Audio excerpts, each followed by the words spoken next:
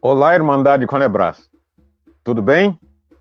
Eu sou o irmão Luiz Roberto, da pasta do financeiro, e a convite do irmão Luiz Antônio, estou aqui para falar de letramento financeiro dos afro-brasileiros.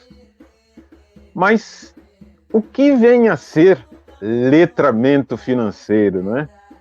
Eu gostaria de iniciar mencionando, né, que esta é uma nomenclatura utilizada pela OCDE, né, que é a Organização dos Estados Econômica, né, dos países, né, que cuida justamente daquela questão do PISA, né, de o índice de ensino dos países, né, pelo mundo afora, e todos nós sabemos que o Brasil está lá atrás, né? Está muito atrás em vários aspectos, né?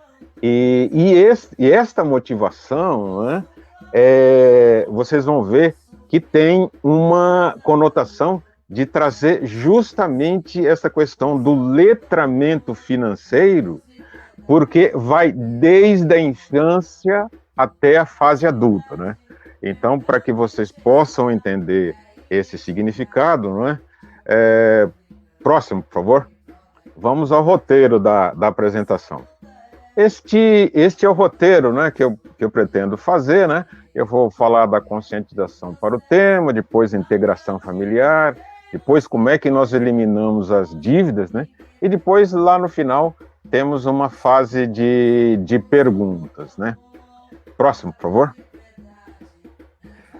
Eu gostaria de começar com vocês, né, fazendo essa questão da conscientização para o tema, né?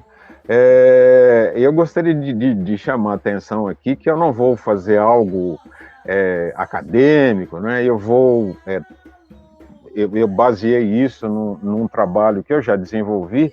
Então, assim, aqueles que forem mais esclarecidos, né, que têm conhecimento de apresentações acadêmicas, né, eu coloquei de maneira mais simples e direta, dizendo aqui, por exemplo, né, que é o livro, né, Terapia Financeira, de Reinaldo Domingos, né, de 2013.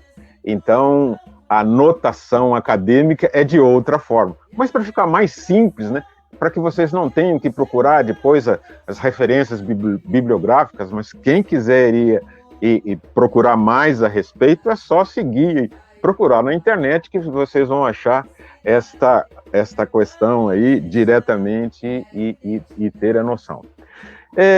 Então, como eu ia dizendo, né, esta conscientização para o tema, vocês observem ali, né, que Domingos, né, que o Reinaldo Domingos, ele traz a primeira coisa, né, o primeiro item, né, reúna a família, né, para fazer o diagnóstico das despesas, incluindo as crianças, né?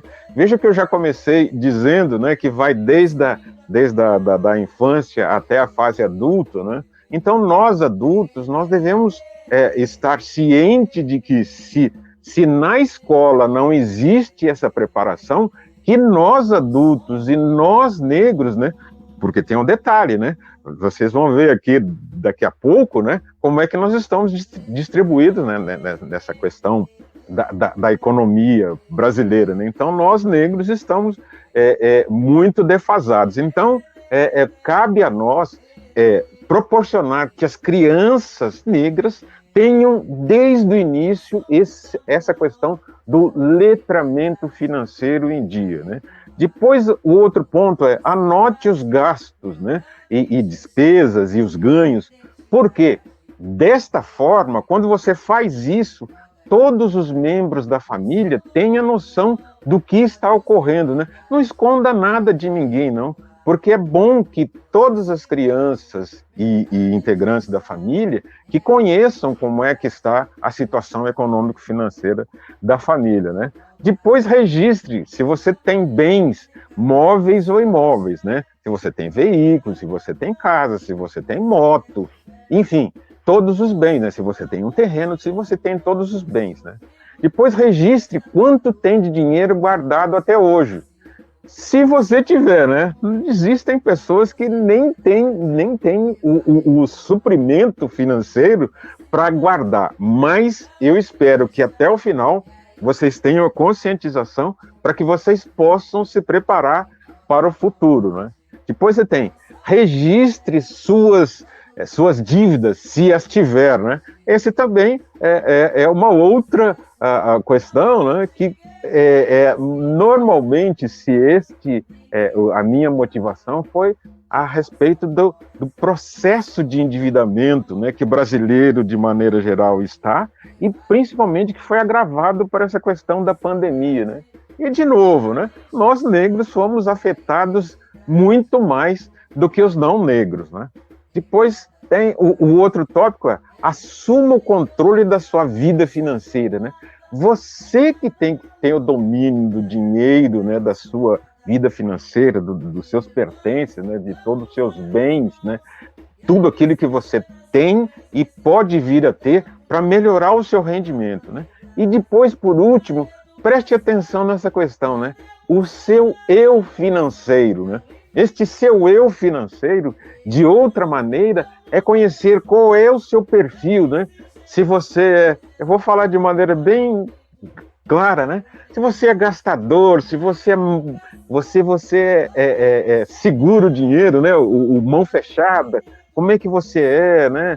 Com seu filho, com seus filhos, né? Eu, por exemplo, orientei meus filhos desde a mais tenra idade, dizendo como é que era a questão, né? Olha, meu filho, agora não pode, o papai não tem dinheiro, né? Vamos guardar para uma outra oportunidade, né? Tem a época de comprar, tem a época de consumir, tem o passeio que nós vamos fazer nas férias, né? Vamos guardar o dinheiro para o final do ano, né? No Natal, para a época do seu aniversário, para o Dia das Crianças. Vamos guardar dinheiro. Dê a seu filho a plena noção de como é que é o contato com o dinheiro, né? Próximo, por favor. Aqui está o elo, né? Eu não sou economista, né? Eu sou profissional de contabilidade e finanças, né? E lido com essas questões, né? E me parece que este é um grande dilema dos economistas que estão no governo e fora do governo, que elaboram as políticas públicas brasileiras para resolver esta questão da má distribuição de renda. E olhem nesse detalhe, né? Como é que nós estamos distribuídos, né, entre negros e não negros, né? Vocês observem ali que os 10% com os menores rendimentos, né, são os negros, que tem 75% da população, né, tem rendimento, detém, né, os 10% menores rendimentos, né? E contrapartida, né?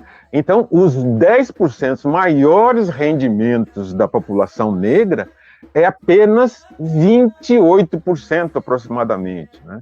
Então, só para vocês compreenderem aqui, né? Esta é uma constatação. Eu costumo dizer que isso não se trata de mimimi, né? Quando os não negros vêm dizer que o negro reclama da situação, não tem, é uma constatação, os números estão aí para dizer, né? É uma constatação, não tem questão de mimimi, não, de choramingar, né? Não estamos aqui para reclamar da nossa situação. Esta é uma constatação que cabe aos economistas do governo e fora do governo e das empresas para que melhore esta questão da distribuição de renda, né?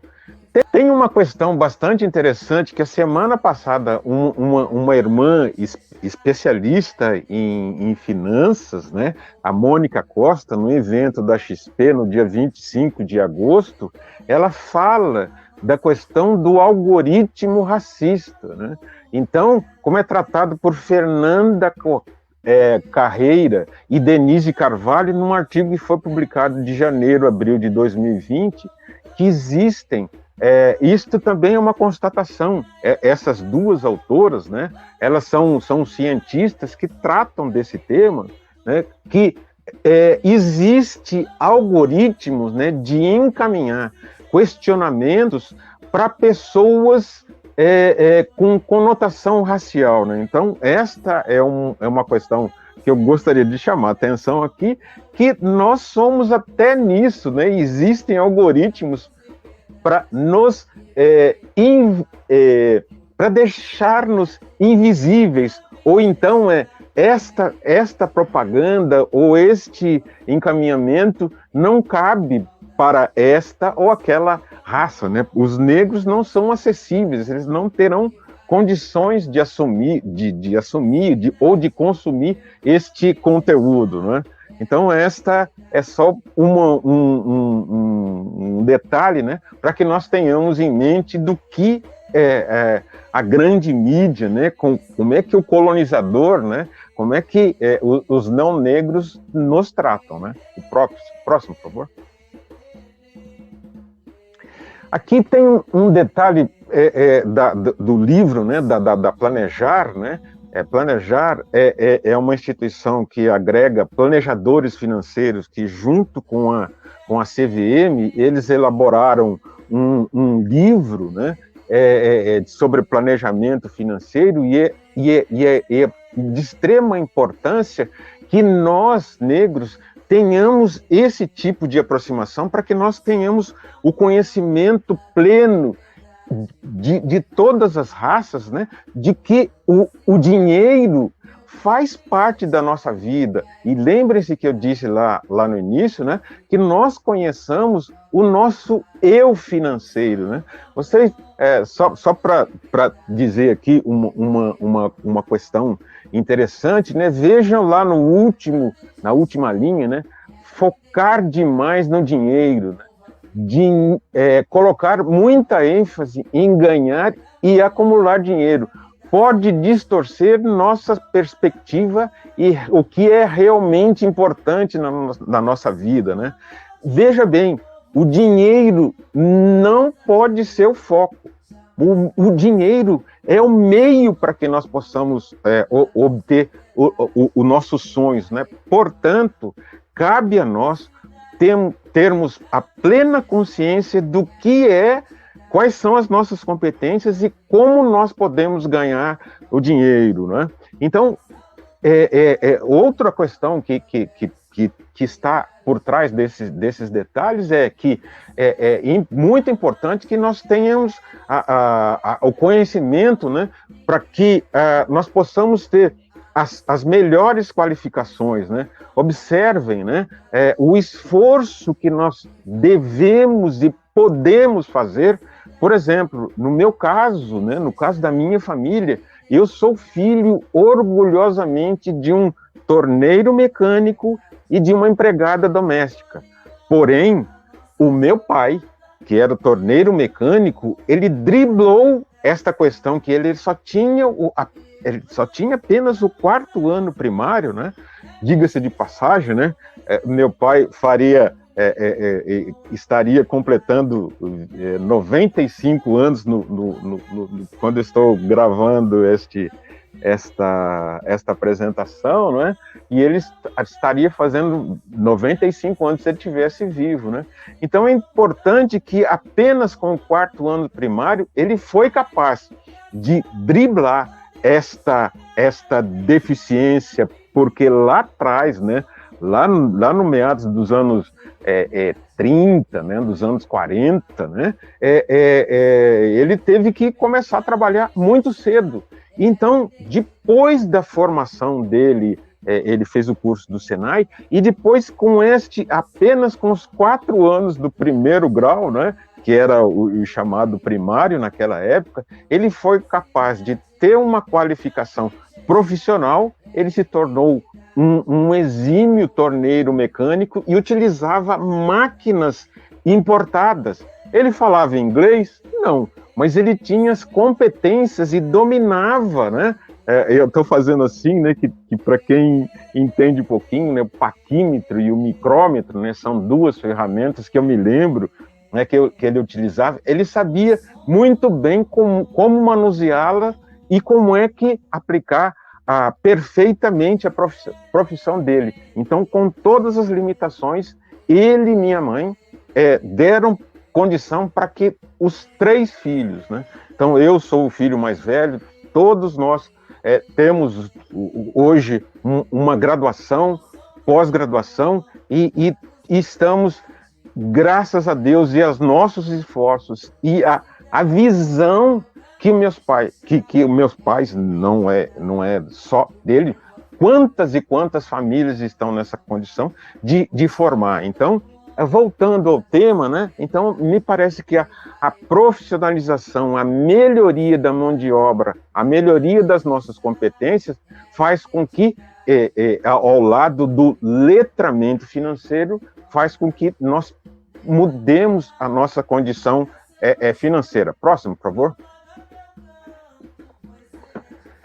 Tem um livro interessante, né, que foi publicado por Gabriela Arbex, né, que foi publicado em 21 de agosto do ano de 2020, né, que ela trata a exposição, né, da CEO e criadora da Barcos Educacional, que ela é a Bia Santos, né? Ela é uma executiva, né? Proprietária de empresa negra, né? E olha o que ela diz, assim, né?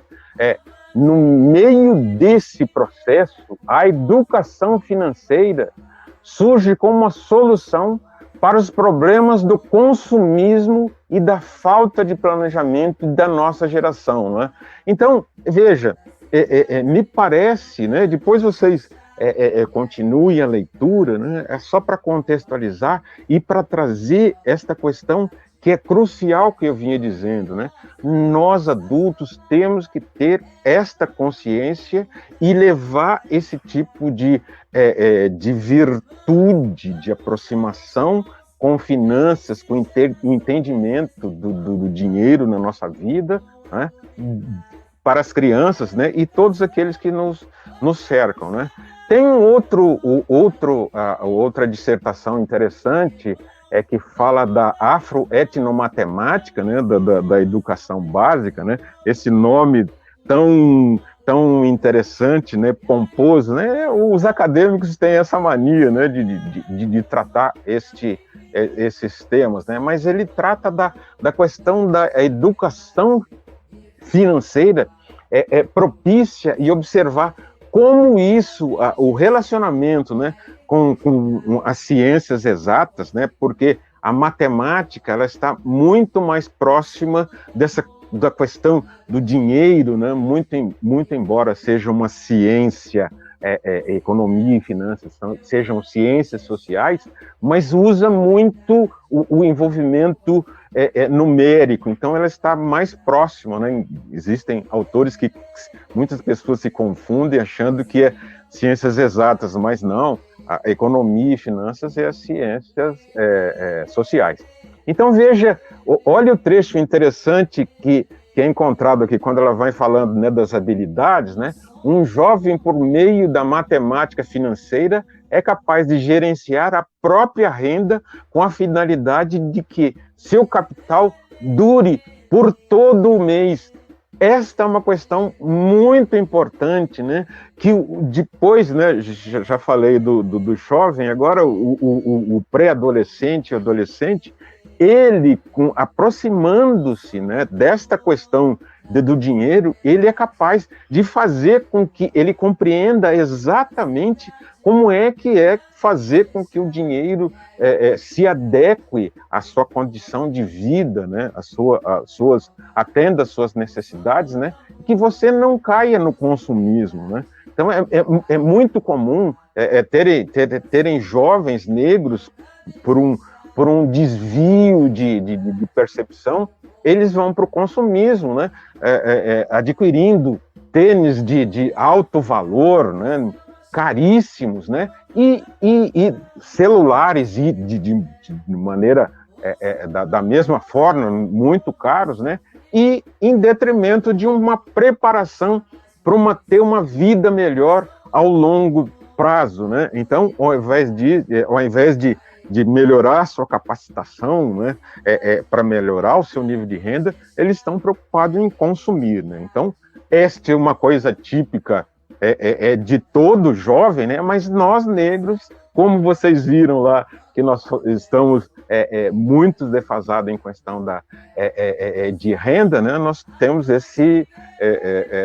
cabe a nós orientar os nossos jovens negros para essa percepção diferenciada, né? Próximo, por favor. Vamos falar da integração familiar, né?